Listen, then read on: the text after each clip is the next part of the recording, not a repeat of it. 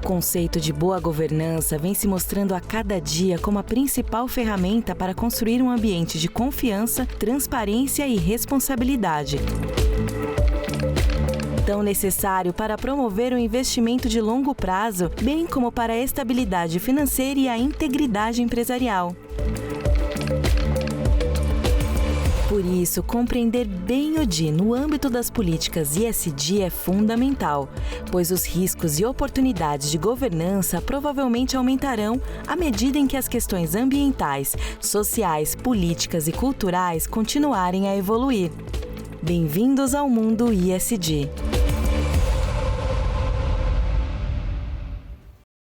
Nossa convidada de hoje, Adriana Voivodic. Adriana Voivodic é doutora em Direito pela USP, sócia do escritório Barros Pimentel, Alcântara Gil e Rodrigues Advogados e fundadora da Gema Consultoria em Equidade. Atua na área de compliance e anticorrupção, participando da negociação de acordos de leniência, monitoramento independente de programa de integridade e na realização de investigações internas. Na Gema, atua como consultora de compliance em diversidade e equidade, desenvolve políticas de diversidade, anti-assédio e antidiscriminação, treinamentos e capacitações, realização de diagnósticos internos e na estruturação de canais de escuta. É professora nos cursos de compliance e governança do INSPER e IBGC. Olá, sejam todos muito bem-vindos a mais um episódio do Mundo ESG. Meu nome é Yu e hoje eu recebo a advogada Adriana, que também é cofundadora da consultoria Gema. Hoje nós vamos explorar o pilar S do ESG para podermos falar sobre as pessoas. Então, independentemente do tamanho, do setor ou a maturidade da sua empresa, certamente todos nós precisamos de colaboradores, uma cadeia de fornecedores, clientes e investidores que são pessoas. Então, essa é a materialidade que qualquer empresa poderá implementar. Daí a nossa importância de explorarmos esse tema. Mas, Adriana, primeiro de tudo, muito obrigada pelo seu tempo, sua disposição de dividir os seus conhecimentos. Mas eu te conheci como advogada de compliance e sei que você ainda trabalha com esse tema. De onde surgiu a ideia de fundar uma consultoria de equidade? Olha, obrigada, Yun, por me receber aqui, estou muito feliz. Pode parecer que as coisas não têm muito a ver, mas na verdade elas têm bastante relação. De fato, eu trabalho como advogada focada em compliance, especialmente compliance anticorrupção. Mas a consultoria Gema, ela foi criada justamente a partir da minha experiência no desenvolvimento de programas de integridade. Eu e as minhas sócias da Gema, a gente percebeu que muitas consultorias já trabalhavam no desenvolvimento de ações pontuais nas empresas para criação e fomento da agenda de diversidade. Mas muito poucas, e na verdade quase nenhuma, trabalhava com a construção de um desenvolvimento de cultura, né, de uma transformação efetiva de cultura, que é um dos focos de um programa de integridade. As ferramentas de um programa de compliance e integridade justamente estão ali para desenvolver a médio e longo prazo uma cultura de integridade. Então a gente se utilizou das ferramentas, dos mecanismos de programas de compliance e integridade para desenvolver um programa de compliance em equidade. Isso significa que a gente desenvolve diagnósticos, políticas, treinamentos e canais de escuta com o foco no desenvolvimento de diversidade e equidade nas empresas. Adriana, achei muito interessante você falar dessa transformação cultural. E temos visto, de fato, uma transformação muito profunda nos ambientes de trabalho. E nós, como advogadas, a gente aprendeu lá no passado a questão da segurança do trabalho, dos trabalhadores, muito no âmbito, na dimensão de saúde, bem-estar físico. Mas eu tenho ouvido, ultimamente, muito sobre a segurança psicológica no ambiente de trabalho. Como que a sua consultoria lida com esse assunto? Olha, a gente tem sido muito procurada para falar sobre isso, né? Especialmente depois da pandemia, esse é um tema que muitas empresas estão preocupadas.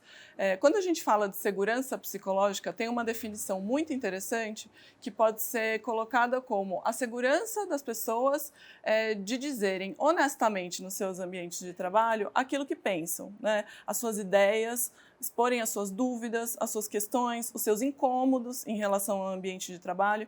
Então, se a gente puder concretizar e definir, né, o que é um ambiente de trabalho psicologicamente seguro, é um ambiente de trabalho em que essa manifestação das pessoas é permitida. E bem ou mal, a gente sabe que muitos ambientes de trabalho não têm essa característica, né? Muito pelo contrário, as pessoas atuam com base no medo, né? Elas têm medo de dizer o que pensam, medo de contrariar ou um colega ou um superior, até para o desenvolvimento do próprio trabalho, né? Então, quando a gente fala de segurança psicológica no ambiente de trabalho, a gente está falando justamente de como se dão essas relações, né? E especialmente como que as lideranças, né, os gestores de pessoas, criam esses ambientes em volta de si mesmos, né? Se eles têm abertura para que as pessoas falem com eles, se eles permitem que as pessoas errem, que as pessoas falhem, sem que elas sejam, né, retalhadas imediatamente, tudo isso contribui para um ambiente psicologicamente seguro no trabalho. Se as empresas procuram a consultoria com essa questão, penso eu que isso afeta a empresa na sua produtividade, na geração de lucros. Alguma coisa, de fato, afeta os negócios em si para que se busque uma consultoria para superar essa questão. Você poderia pontuar quais são as queixas, onde está o problema? Porque muitos gestores também falam, isso é mimimi, isso é uma questão menor, e pelo visto não é o que está acontecendo. De fato, existem consequências muito prejudiciais para as empresas, para as organizações, por criarem e manterem um ambiente de trabalho psicologicamente inseguro, né? E isso vai desde falta de baixa inovação ou baixa produtividade, como eu já tinha falado, mas até questões mais profundas, como pessoas que faltam com recorrência, pessoas que não querem mais estar naquele ambiente de trabalho e até se demitem, né? Uma perda de talentos por conta das pessoas não quererem mais estar naquele ambiente de trabalho, né?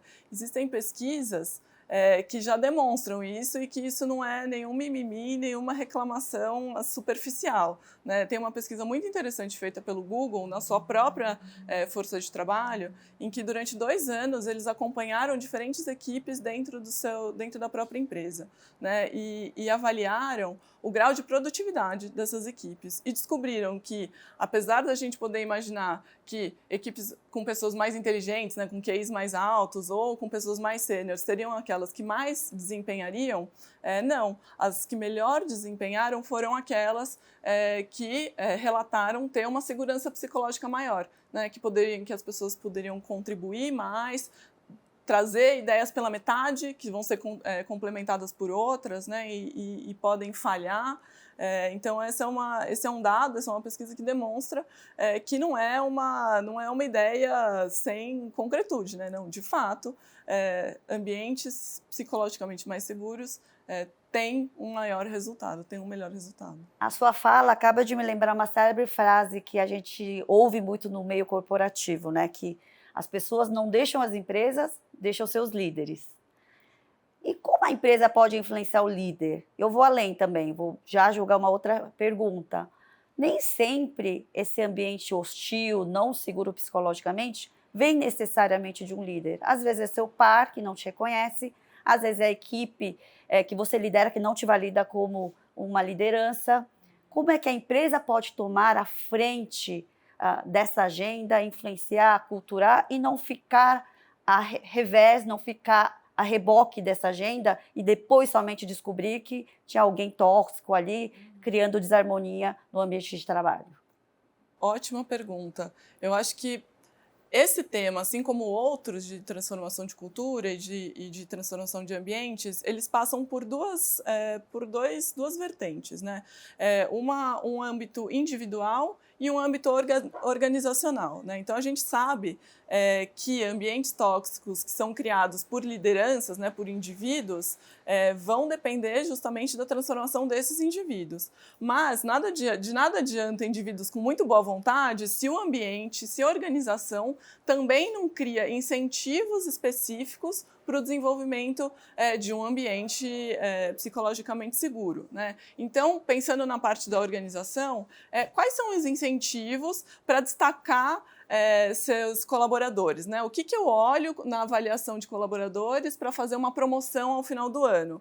Se é exclusivamente entrega, né, se é exclusivamente incentivos financeiros de entrega de produto, eu vou estar incentivando um certo tipo de comportamento. Se eu passo a observar nessa avaliação que questões relacionais também vão impactar a sua avaliação ao final do ano, também vão impactar o seu avanço na carreira, isso passa a ser incorporado de uma outra forma.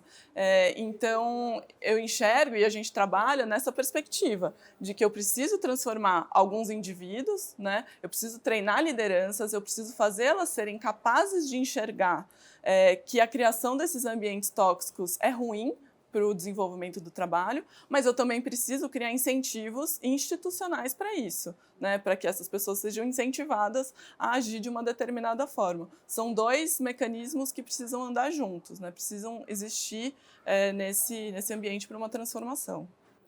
Quando você se refere a esses mecanismos de incentivo, de reforço positivo, você diz necessariamente uma vinculação a um bônus? Existe forma de mensurar isso? Qual que seria a ideia de conseguir efetivamente essa cultura de um ambiente harmonioso, saudável, psicologicamente seguro, ser implantado como um viés negocial, como um modelo de gestão? Bônus, forma de avaliação, né, é um braço muito importante para esse tipo de mudança, né? Isso porque deixa muito claro os incentivos que a empresa enxerga, os valores que a empresa enxerga e que vai premiar ao final de um período. Mas não são só esses, né? Existem outros elementos que também podem ser criados para incentivar esse ambiente seguro. Né? Então, um dos principais desses mecanismos são os canais, né? Canais de escuta que são criados dentro de uma empresa. Né? A gente gosta de chamar de canal de escuta e não de canal de denúncia, justamente para mudar a visão sobre esse tipo de canal e esse tipo de reporte que é feito nos canais, que são nada mais, nada menos do que formas dos colaboradores manifestarem, apresentarem seus inconformismos ou até relatarem algum tipo de má conduta por algum colega, algum líder ou alguma pessoa que passe por esse ambiente de trabalho. Né? Então, o desenvolvimento de canais de escuta também são formas de você ampliar e melhorar essa segurança psicológica dentro do ambiente de trabalho. E nesses canais de escuta, que por sinal adorei o nome, acho que traz uma dimensão um pouco mais humanizada, quais são as recorrências que você tem visto? Tem alguma matriz em comum do que acontece de uma empresa para outra? Tem diferenças setoriais? Olha, tem um elemento muito importante que está muito conectado com segurança psicológica, que são as microagressões. Né? Eu acho que esse termo tem sido utilizado cada vez mais e tem sido reconhecido cada vez mais como uma conduta a ser penalizada. Né? O que são microagressões? Né? Quando a gente fala de casos de assédio ou discriminação, a gente normalmente pensa em situações extremas. Né? Então, ou aquele caso que é claro para todo mundo que foi uma discriminação, um caso de racismo, essas manifestações evidentes de uma conduta ilegal até. Né?